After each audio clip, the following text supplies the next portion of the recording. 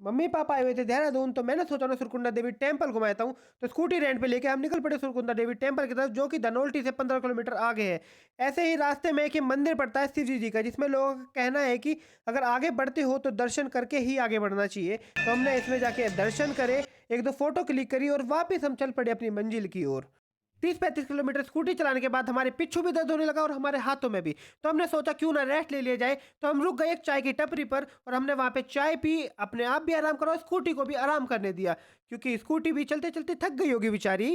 थोड़ी देर धूप सेकने के बाद, एक दो फोटो क्लिक करने के बाद हम वापस निकल पड़े अपनी मंजिल की ओर। ना रास्ते में हम मजे लेते हुए जा ही रहे थे इस नज़ारे के, इतने में ठंड इतनी बढ़ गई कि हमें रुक कर जर्सी वगैरह पहननी पड़ी। जर्सी पहनकर अच्छे से पैक होकर हम चल दिए फिर आगे की तरफ। अब मंदिर बस थोड़ी सी ही दूर था। मंदिर पहुंचकर हमने प्रसाद लिया और चढ़ाई चालू कर दी।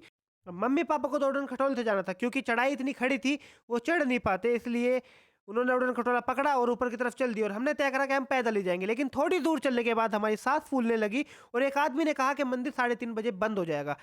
तो ये सुनकर हम सोच में पड़ जाते हैं, क्योंकि 3:30 तक तो हम ऊपर पहुंचने नहीं वाले थे, क्योंकि 2:45 तो हमें नीचे ही बच चुके थे। तो हमने तय करा कि हम भी उड़न खटोले से मंदिर तक जाते हैं। तो हम वापस आए आधे रास्ते से, उड़न खटोले की टिकट ली और उसमें बैठकर हम भी मंदिर पहुंच गए, क्योंकि मम्मी पापा तो वहाँ पहले से ही वेट कर रहे थे। तो हम वहां पर पहुंच के हमने दर्शन वगैरह करे, एक दो फोटो क्लिक करी और मंदिर का नज़ारा इतना प्यारा था, इतना प्यारा व्यू आ रहा था। थोड़ी देर घूमे, अच्छे से दर्शन करे। और बाकी जो है हमारा मेन टेम्पल है सुरकुंडा देवी का, उसके आसपास छोटे छोटे और टेम्पल बना रखे हैं, हनुमान जी का, शिव जी का, जिसमें लोग दर्शन करते हैं। और ऊपर से नीचे का इतना प्यारा व्यू आ रहा था, चारों तरफ हरियाली हरियाली, मंदिर इतना प्यारा लग रहा था। धूप थी जिसकी वजह से ज़्यादा ठंड नहीं लग रही थी। हमने एक दो फोटो और क्लिक करी और हम फिर जल्दी से चल दिए रोपवे की तरफ, क्योंकि रोपवे 3:30 बजे बंद होने वाला था। तो हम जैसे ही रोपवे के लिए पहुंचे तो हमारी कार्ट भी आई गई थी। तो कार्ट में बैठकर हम वापस चल दिए नीचे की तरफ।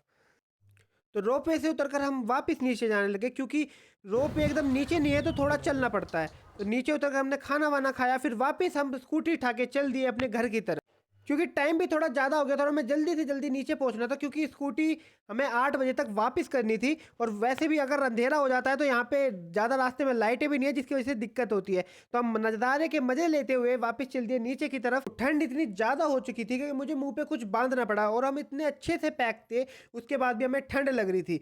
तो रास्ते के मज़े लेते हुए, ठिठराते हुए, ठंड का आनंद लेते हुए हम वापस चल दिए घर की तरफ। रास्ते में चलते चलते हमें सनसेट दिख गया, तो हम वहाँ पे रुक गए और एक दो फोटो क्लिक करी। तो आप सनसेट का मज़ा लो, और ये वीडियो यहीं पे सनसेट के साथ ख़त्म करते हैं।